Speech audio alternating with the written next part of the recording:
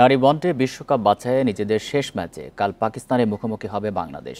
লাহোরে ম্যাচ শুরু হবে সকাল 10:30টায়। এক ম্যাচ হাতে রেখেই মূল পর্বে খেলা নিশ্চিত করেছে স্বাগতিকরা। সমীকরণের সামনে নিগার সুলতানার দল। নারীদের ওয়ানডে বিশ্বকাপ বাছাইয়ে হ্যাটট্রিক জয়ের পর উইন্ডিজের বিপক্ষে হেরে অপেক্ষা বাড়ালো টাইগ্রেসরা। 6 দলের বাছাই থেকে সেরা 2 দল নাম লেখাবে মূল পর্বে। এর মধ্যে নিশ্চিত করেছে পাকিস্তান। বাকি এক দলের জায়গা নিশ্চিতে এগিয়ে বাংলাদেশ। প্রাণ সসের মাখামাখি টেস্ট নুডলসকে করে তোলে আরো ইয়ামি আরো জোস। প্রাণ সসের পাকিস্তানের জন্য ম্যাচটি নিয়মরক্ষার হলেও টাইগ্রেসদের জন্য বেশ গুরুত্বপূর্ণ। 3 ম্যাচ জিতে 6 পয়েন্ট বাংলাদেশের নেট রান রেটে এগিয়ে থাকায় সুযোগ বেশি থাকছে।